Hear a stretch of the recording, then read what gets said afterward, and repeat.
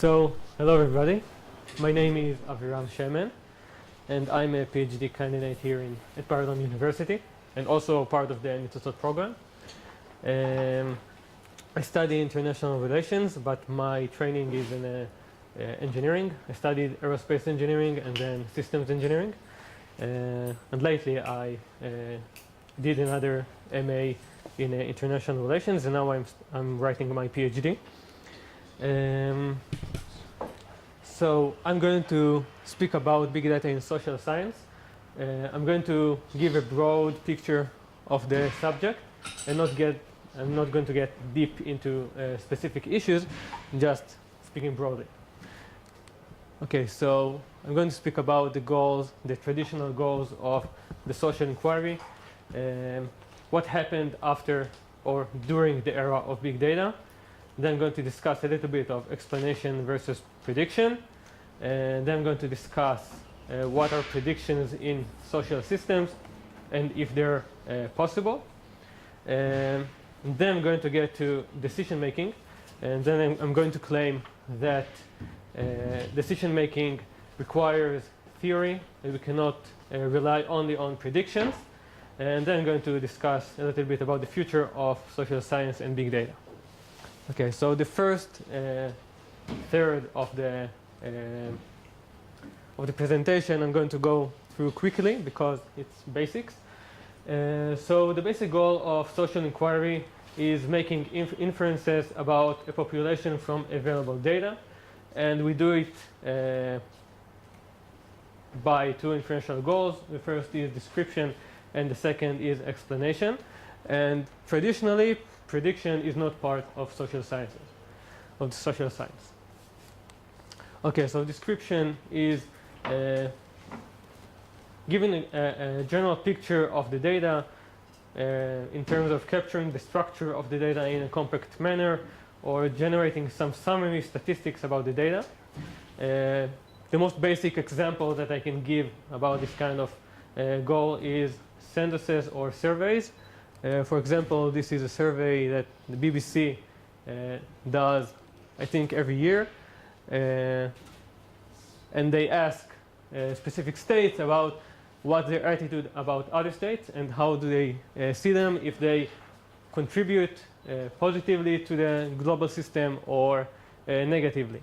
So it's a nice way of showing the distribution of opinions in the world. Okay, next is explanation, which is also a traditional goal of social inquiry. Usually in the social sciences, we speak about explanation in terms of statistical significant correlations, which represent interpretable causal mechanisms. Okay, for instance, I put some examples from international relations. Some of the main theories we have: territoriality, democratic peace, religion. And democratic peace, for example, is one of the most established theories in international relations and is mostly accepted by everyone. And it says on the monadic level, it says that democracies and non-democracies have equal tendency to be part of a conflict. But on the dyadic level of analysis, we know that democracies almost never engage in full-scale war. So this is called the paradox of democratic peace, which was lately solved by network analysis. I'm not going to get into it right now. So this is an example of a causal mechanism in international relations, meaning a democratic regime causes peaceful war. Okay, so what's going on in the era of big data? So I counted 4 changes that happened in social science. The first is change in data type, meaning drawing on found rather than made data. Up until now, scholars used to use data that the government or other organizations used to collect, but now they just use found data. This is just a graph that describes this trend, that during the years scholars use less and less, scholars who publish in high-ranking journals use less and less made data, and they shift to found data. And also, we focus now more on the daily level of analysis instead of yearly level, which make us be more nuanced in our explanations. The second is change in researchers, meaning computer scientists started to study subjects that were usually traditionally studied only by social scientists, but now computer scientists do it as well. The third is change in methodologies, the entrance of machine learning to the social sciences, which allows making predictions, which is the next change. And also I wrote time series analysis, which was also used traditionally, but much less, and and the fact that we can do it on a daily level now makes a big difference. And the fourth, as I said, is change in goals. So now social scientists try to make predictions. It's not a broad phenomena yet, but it's a starting trend. Okay, so I'm going to give some examples of the effect of big data on international relations in my field of study, the international relations. So I'm going to describe what is big data in international relations. So big data is called event data in international relations, which consists of interactions between political actors in the format of who did what to whom. And it's done by converting natural language news reports to a data set containing the date, source, target, and event. I'm going to show an example in a second.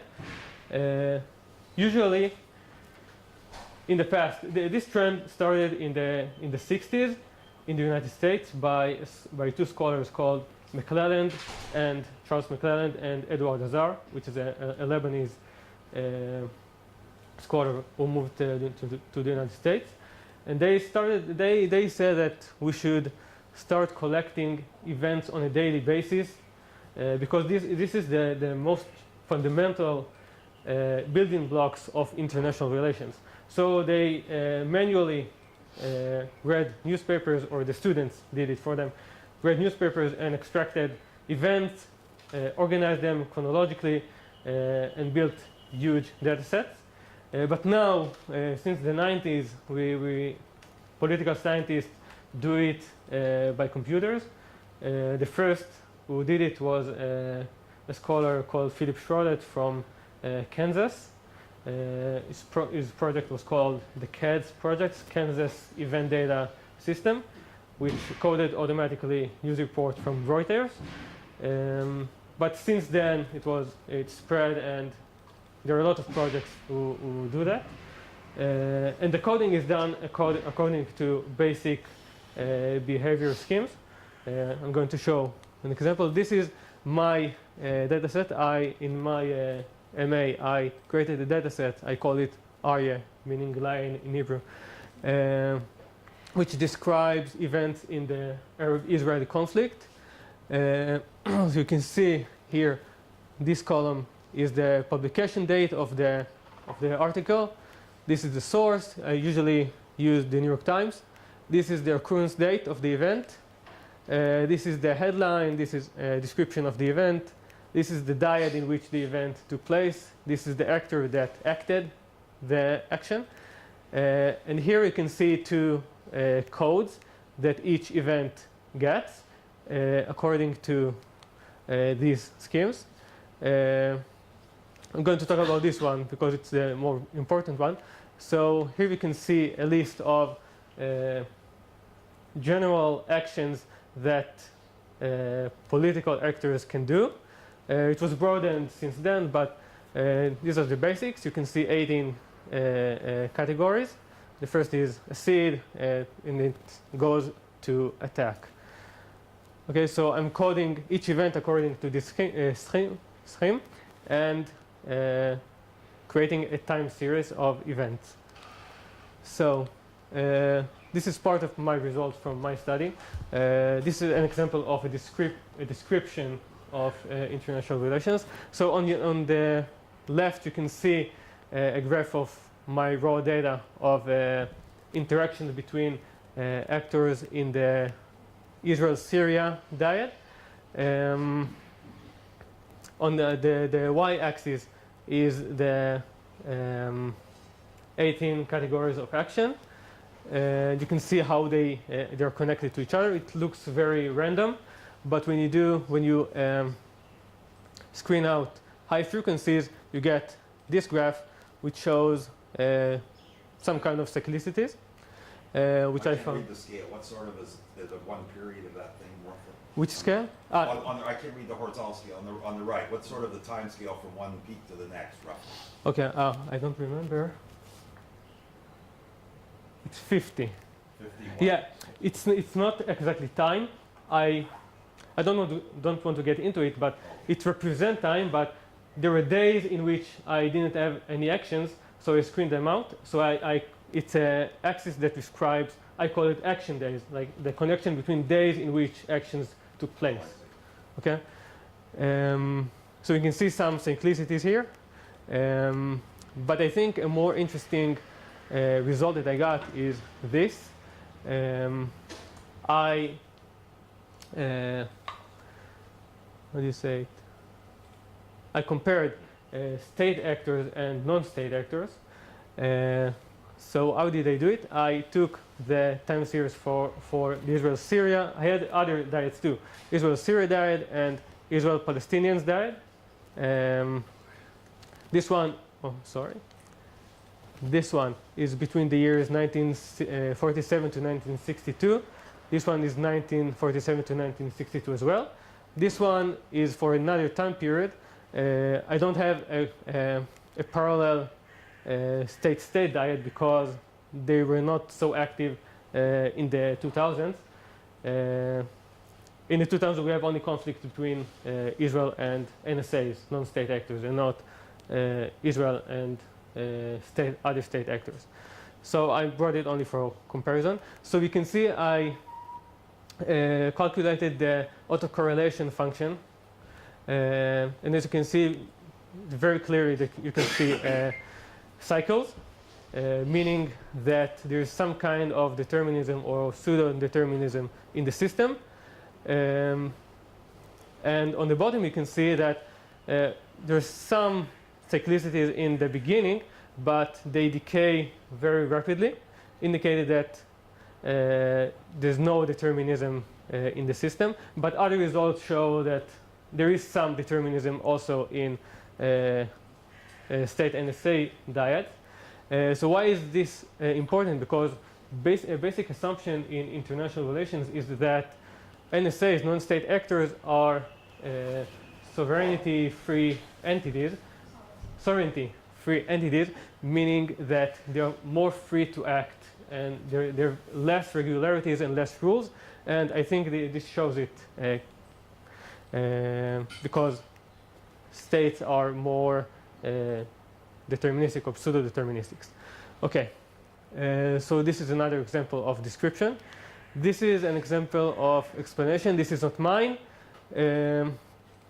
This study tries to show the effect of public or sudden changes in public opinion on the behavior of actors.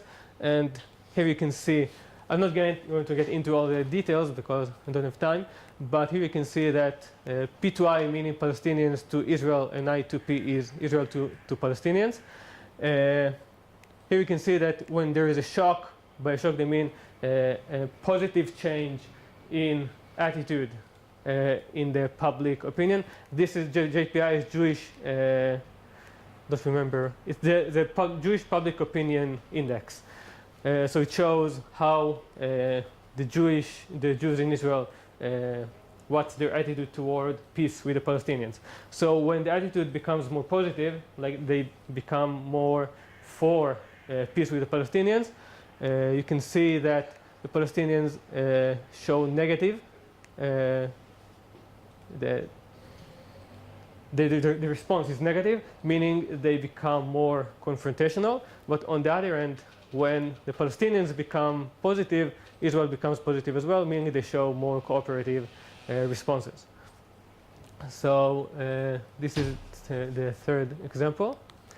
A little bit about explanation versus prediction. So traditionally in the social science, we treated explanatory causal mechanisms as they have predictive power. We assume that if we can explain the phenomena, we can predict according to the same explanation. Because the motive is obvious, because if the model is correct, why wouldn't it predict?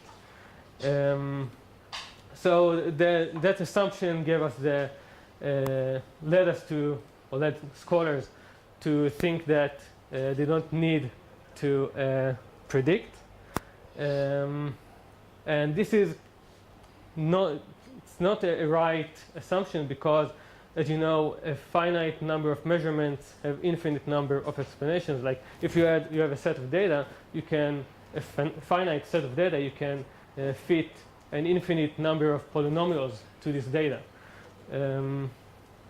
So explanations don't really social scientists tend to believe that physical scientists tend to think otherwise. Yes. If you ever try to fit data, remember you have underlying theories, and it is exceedingly difficult to get all those new data points to fit what we already know.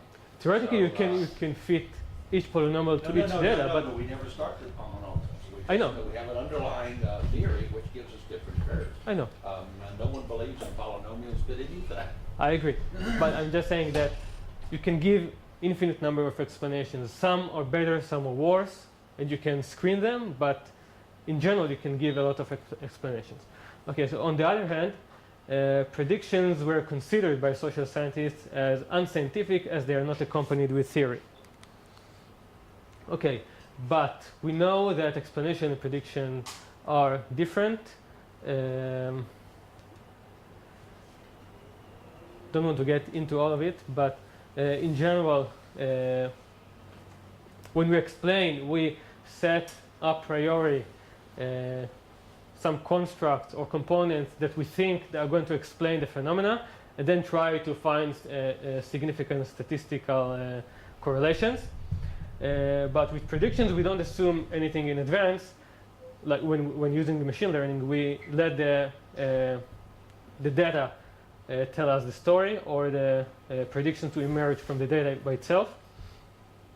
An interesting example is the Netflix prize example.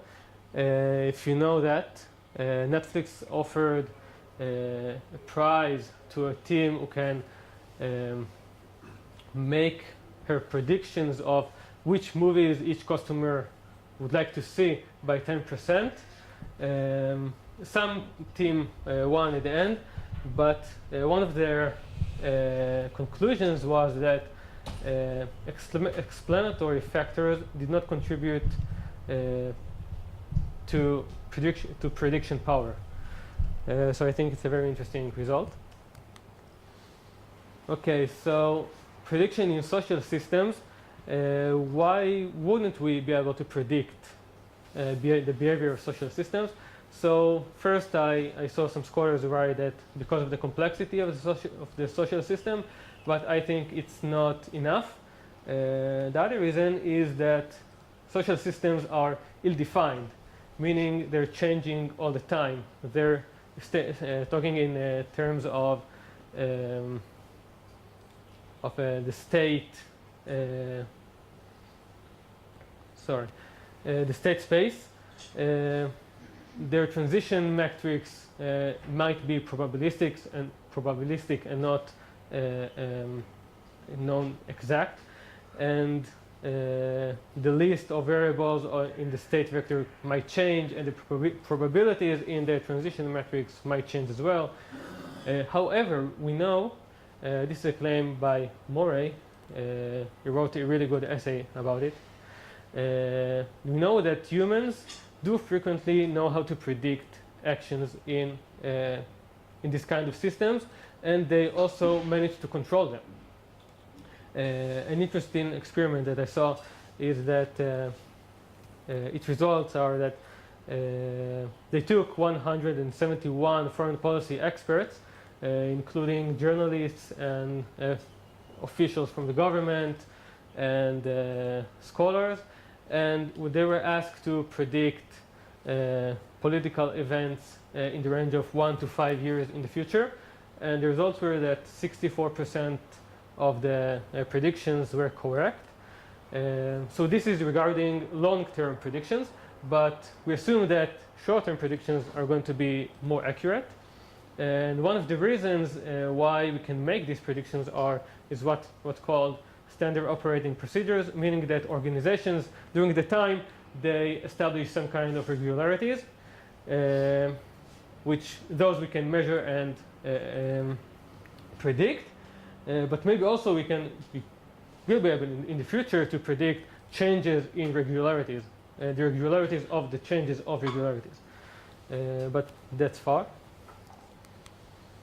One example of prediction, some studies done by Philip Schrodet uses HMM, hidden Markov models, to predict conflicts.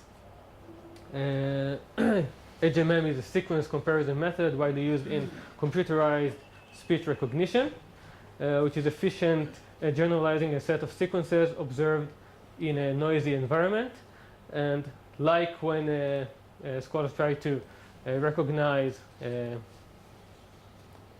different patterns in speech, we can, using event data, we can find sequences that lead towards conflict. So this is one research or study that is going on right now. And another one I think is very interesting is the ICWS project. Have you heard of it? It's done by Lockheed Martin and funded by DARPA.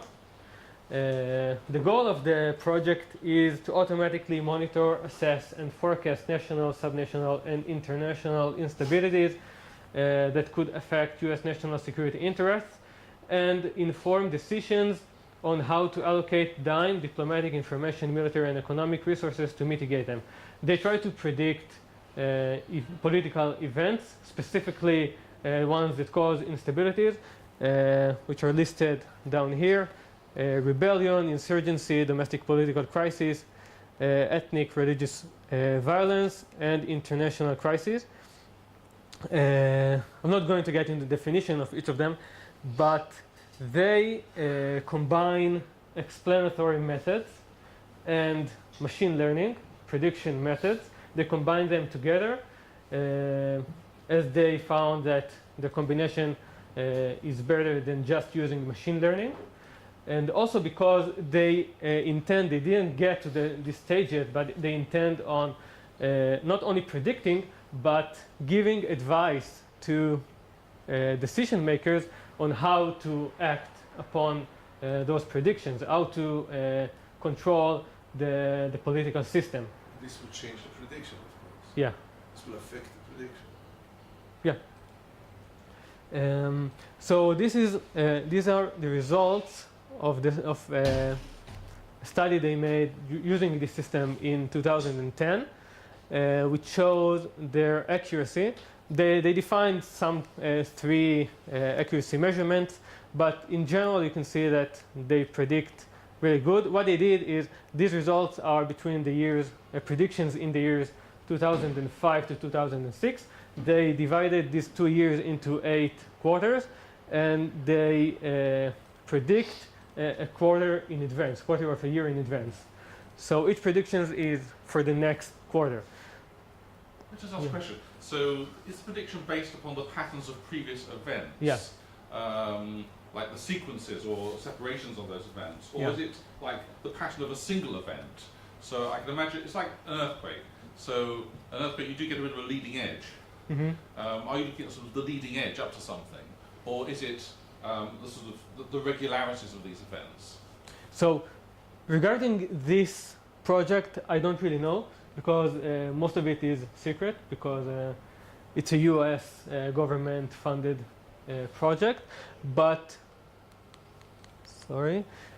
the studies using HMM, they use what you said, only the previous, they try to find the pattern that leads to, they will be able to predict conflict only when it begins. Yes. Yeah, you can't predict it before it begins, but I think they do a much better job, like predicting more in advance. But I don't know which methods they use because I didn't see that they publicized it. So prediction in social systems can be done, and I think this is a very interesting project. Okay, now I'm going to speak about decision making. Decision making, I see it as the engineering of the natural sciences, meaning the applied science of the social science.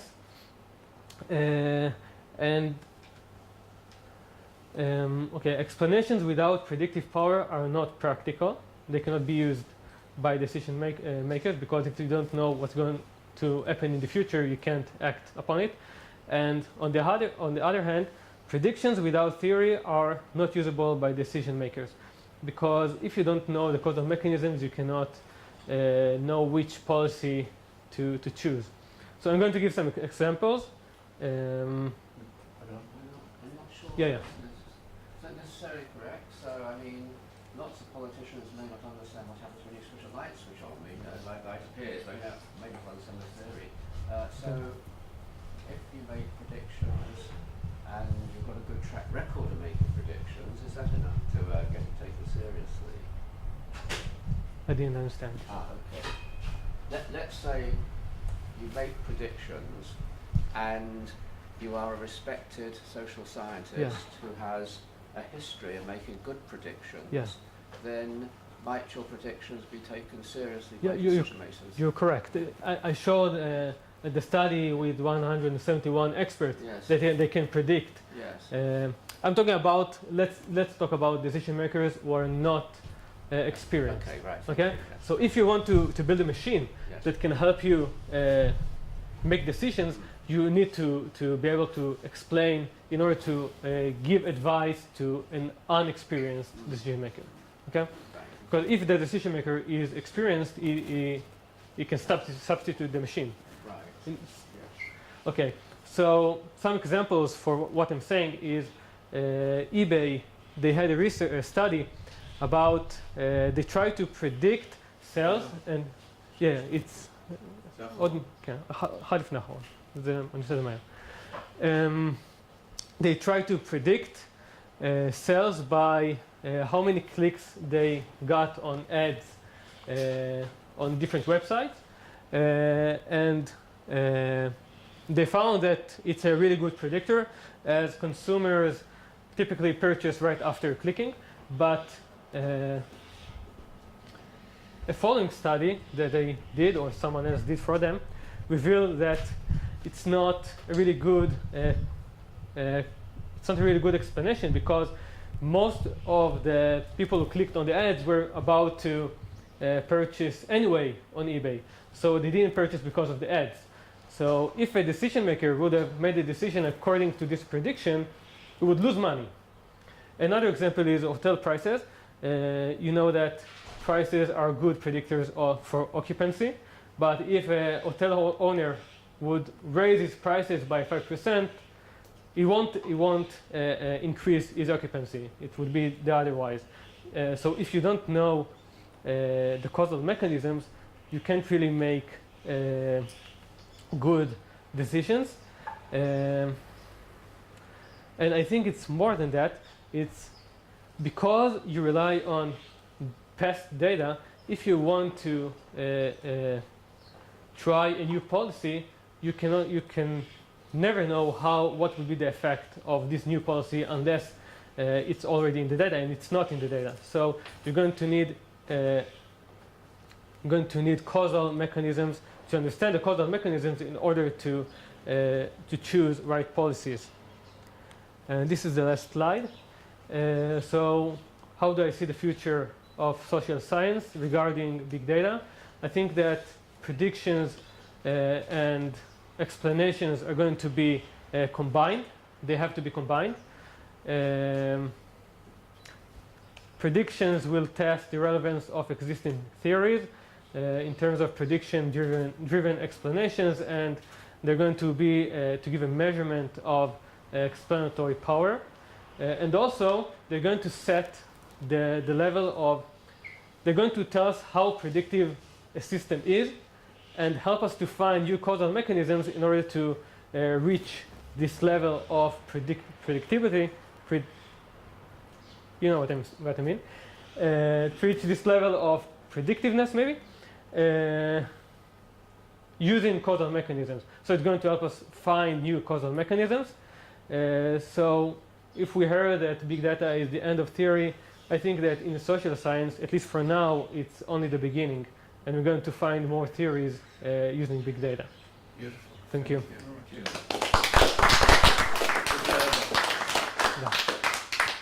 Any questions?